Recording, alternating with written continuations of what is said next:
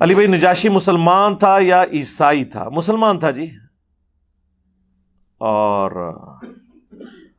نجاشی کی قبر پر صحابہ کو نور نظر آیا مشکات میں. مجھے نہیں پتا اس کی حدیث کی صحت ٹھیک ہے کہ نہیں ہے، آ بھی سکتا ہے، کیا اس میں مسئلہ ہے؟ صحابہ کو نبی علیہ السلام کے مبارک زمانے میں تو صحابہ کرام کو کئی چیزیں دکھائی جاتی تھی، وہ ان کے ایمان میں اضافہ کرنے کے لیے. وہ صحیح بخاری میں ہے نا کہ دو اصحاب حضور کو ملنے آئے، رات اندھیرا تھا، واپس جانے لگے تو نبی علیہ السلام نے ان کو ایک لاٹھی دی تو وہ کہتے ہیں وہ پورے راستے میں روشن رہی جیسا ٹارچ ہوتی ہے. تو یہ ہو سکتا ہے. صحیح بخاری میں عبداللہ ابن مسعود کہتے ہیں کہ اللہ کے محبوب صلی اللہ علیہ وآلہ وسلم کے مبارک زمانے میں ہم بعض اوقات جب آپ کی موجودگی میں کھانا کھاتے تھے تو ہمیں اس نوالے سے بھی تسبیح کی آواز سنائی دیتی تھی. یہ بھی ہوتا تھا، یعنی یہ کامن ایکسپیرینس میں چیزیں آتی تھی. پھر بخاری مسلم میں وہ حدیث جو صلح حدیبیہ کے موقع پر اللہ کے محبوب صلی اللہ علیہ وآلہ وسلم کی مبارک انگلیوں سے جب آپ نے وہ پانی کے پیالے میں رکھا تو چشمے جاری ہوئے، 1500 صحابہ نے پانی پیا، جانوروں کو پلایا، سٹور کر لیا. اور جابر بن عبداللہ کہتے ہیں ہم 1,00,000 بھی ہوتے نا تو وہ پانی زیادہ تھا جو آپ کی مبارک انگلیوں سے نکل رہا تھا. تو اس طرح کے ایکسپیرینسز ہو جاتے تھے. نجاشی مسلمان تھا، اہل فطرت میں سے تھا، اس اعتبار سے کہ جب نجاشی کے دربار میں حضرت جعفر طیار نے سیدہ مریم سلام اللہ علیہ اور عیسیٰ ابن مریم کے حوالے سے جب تلاوت کی سورہ مریم کی تو اس نے ایک تنکا اٹھا کے کہا تھا نا. مسند احمد میں، المستدل حاکم میں پورا واقعہ تفصیل کے ساتھ موجود ہے کہ اللہ کی قسم عیسیٰ ابن مریم اس تنکے سے بھی زیادہ وہ مقام نہیں رکھتے تھے جتنا تم نے بیان کیا. یعنی ہمارے عیسائیوں میں اگر کوئی ڈیونٹی ان کے بارے میں کلیم کیا ہوا ہے تو وہ غلط ہے. وہ اللہ کے بندے تھے، اللہ کے رسول تھے، خدا نہیں تھے. اور ایک تنکے کے برابر بھی اس سے زیادہ نہیں تھے جتنا قرآن نے بیان کیا ہے. تو توحید کے اوپر تھا، اس کی آنکھوں سے آنسو رواں ہو گئے. عمر بن عاص کے ساتھ یاری تھی، اس کے باوجود اس نے مسلمانوں کو پناہ دی، پھر اسلام قبول کر لیا. نبی علیہ السلام نے ان کا غائبانہ نماز جنازہ بھی پڑھا جو صحیح بخاری میں آتا ہے کہ تمہارا بھائی اس سرزمین میں فوت ہو گیا تو اس کا جنازہ پڑھیں. تو وہ مسلمان تھا. عیسائی پہلے تھا وہ. اور نبی علیہ السلام کے اعلان نبوت سے پہلے جتنے عیسائی ہیں اگر شرک نہ کرتے ہوں تو مسلم ہی تھے نا. ورقہ بن نوفل جو سیدہ خدیجہ کا کزن تھا، جس کے پاس صحیح بخاری مسلم میں آتا ہے جب نبی علیہ السلام پہ پہلی وحی نازل ہوئی تو وہ لے گئی تھی ان کو.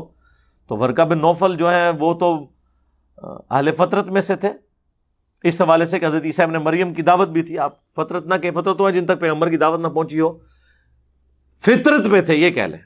فطرت تا کے ساتھ ہوتی ہے، یہ فطرت توئے کے ساتھ، نیچر کے اوپر. اور آسمانی مذہب کے ماننے والے تھے. انہوں نے کہا کہ عنقریب اللہ تعالیٰ آپ کو مبعوث کرے گا، اور جب آپ کو مبعوث کیا جائے گا تو یہ شہر مکہ کے لوگ آپ کو یہاں سے نکال دیں گے. اللہ کے نبی علیہ السلام نے کہا کہ یہ کیسے مجھے نکال دیں گے، یہ تو مجھ سے بڑی محبت کرتے ہیں. تو ورقہ بن نوفل نے کہا کہ آپ سے پہلے بھی جس نے توحید کی بات کی ہے اس کے رشتہ داروں نے، اس کے قریبی لوگوں نے، اس کے شہر کے لوگوں نے اس کے ساتھ یہی سلوک کیا. اور پھر لوگوں نے وہ دن دیکھا ہے نا کہ وہ شخص جسے وہ صادق اور امین کہتے تھے، اتنا بڑا وہ سٹیٹس دیتے تھے کہ حضرت اسود کو نسب کرنے کا جب ایشو آیا تو ان کو ثالث اور جج کے طور پر مانا گیا. انہوں نے ہی وہاں سے ان کو قتل کے فتوے جاری کیے اور رات کے وقت آپ صلی اللہ علیہ وآلہ وسلم کو نکلنا پڑا. اچھا، اس سے آپ کو یہ بھی پتا چلا کہ یہ جتنے آپ کو بڑے بڑے سپیکرز نظر آ رہے ہیں نا اپنے اپنے فرقوں کی دعوت کرتے ہوئے یا میٹھی میٹھی باتیں کرتے ہوئے، یہ جب پیغمبروں والی بات کریں گے تو ان کے مجمع میں چھٹ جائیں گے.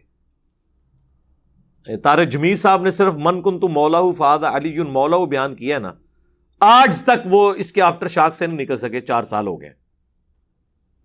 حالانکہ یہ وہ بیان کیا جو اہل سنت کی کتابوں میں، ترمذی میں، مسند احمد میں حدیث موجود تھی، جس کا مولا میں اس کا مولا علی.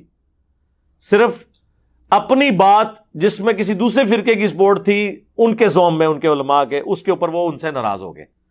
تو باقی ہماری والی باتیں کس طرح سن سکتے ہیں؟ یہ تو اللہ کی کرم نوازی ہے کہ اس پڑھے لکھے دور کی برکت ہے کہ دنیاوی تعلیم نے لوگوں کے ذہن کھولے ہیں، ورنہ اتنے لوگ کدھر بات سننے کے لیے تیار ہوتے ہیں. پیغمبروں سے نہیں سنی. یہ تو ختم نبوت کی برکت ہے. نبی علیہ السلام کی مبارک تعلیمات کو اللہ نے محفوظ کیا کہ آج اس بڑے پیمانے کے اوپر یہ دعوت کا کام اللہ کے فضل سے ہو رہا ہے. اب مجھے بتائیں کہ نجاشی نے جب تنکا اٹھا کے کہا عیسائی پادریوں کے سامنے کہ عیسیٰ اس سے بھی زیادہ نہیں تھے مرتبے میں جو تم کلیم کر رہے ہو ان کے بارے میں، کیا کوئی مسلمان امام کعبہ یا مسلمانوں کا بڑا سپیکر ایک تنکا اٹھا کے یہ کہہ سکتا ہے کہ نبی الاسلام کے بارے میں اس تنکے سے بھی زیادہ مرتبہ کلیم نہیں کرنا چاہیے جو قرآن و سنت میں آیا ہوا ہے؟ وہ کہیں گے تو گٹھ لے کے ناپنا شروع کرتا ہے، یہی کہیں گے نا؟ انلمیٹڈ ڈکلیئر کیا ہوا ہے. یہاں تو بڑے لوگ شوق سے سنتے ہیں. اور عیسیٰ ابن مریم کوئی عام آدمی تو ہے نہیں ہے، ان کے معجزات تو کئی ایسے ہیں جو ہمارے نبی کو نہیں ملے ہوئے. یعنی ہمارے نبی علیہ السلام کے بارے میں کوئی واقعہ رپورٹ ہے کہ آپ نے کبھی مٹی کی مورت بنا کے اس میں بھونک ماری ہو، پرندہ بن گیا ہو؟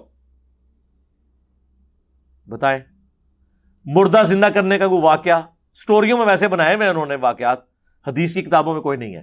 اس کو بھی چھوڑ دیں. سب سے بڑی بات، عیسیٰ ابن مریم کو اللہ نے ان کی ماں کے اوپر بھی الہام کیا کہ تیرے بچے کو ہم جان والوں کے لیے نشانی بنانے لگے ہیں، بغیر باپ کے پیدا ہوئے ہیں. ہمارے نبی علیہ السلام کے حق میں یہ معجزہ ہے کیا بغیر باپ کے پیدا ہونے والا؟ باقی تو آپ کھینچتان کے کوئی جھوٹی روایتیں گھاڑ کے بیان کر لیں گے، ایک ایک کرو گے. اے پھکی ایڈی میں تیار کر کے رکھی تھوڑے واسطے سٹیرائڈ، سارے معجزے بنا لو، بہ کے کار بنائی آؤ، اے کہ تو بناؤ گے. کوئی کتاب و سنت کی بات کر دے جی اے جی شان کٹا رہے ہیں. تو نجاشی نے نہیں یہ شان کام کی، تنکا اٹھا کے کہنا کہ اس سے بھی زیادہ نہیں ہے جتنا تم نے بیان کیا.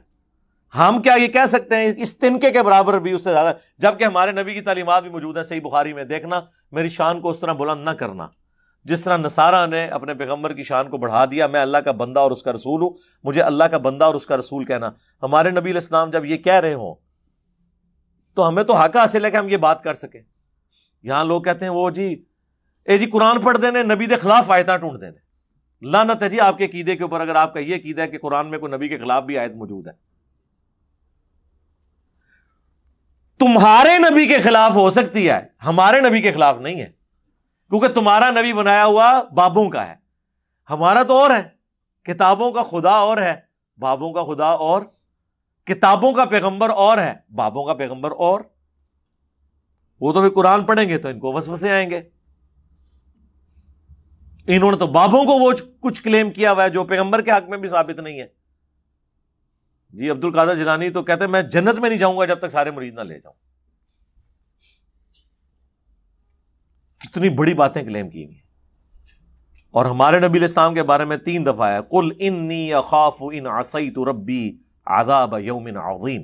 اے نبی تم فرماؤ کہ اگر میں بھی اپنے رب کی نافرمانی کروں تو مجھے اس چیز کا خدشہ ہے کہ بڑے دن کا عذاب مجھے بھی آ پکڑے گا. یہ ہمیں سمجھانے کے لیے تھا. پھر صحیح مسلم کی حدیث، جسے اس کے اعمال نے پیچھے چھوڑ دیا اس کا نسب اسے آگے نہیں کر سکتا. پھر بخاری و مسلم دونوں میں حدیث، اے میری بیٹی فاطمہ میرے مال سے جو کچھ لینا ہے لے لو، اگر اللہ کے حضور پکڑی گئی تو میں تمہیں چھڑا نہیں سکوں گا. یہ ہے کتابوں کا پیغمبر، کتابوں کا دین، اور یہ ہے بابوں کا دین. اسی تو ہم پھر عرض کرتے ہیں کہ مرنے سے پہلے اے مسلمان کر لے اس پہ غور. کتابوں کا خدا اور ہے، بابوں کا خدا اور.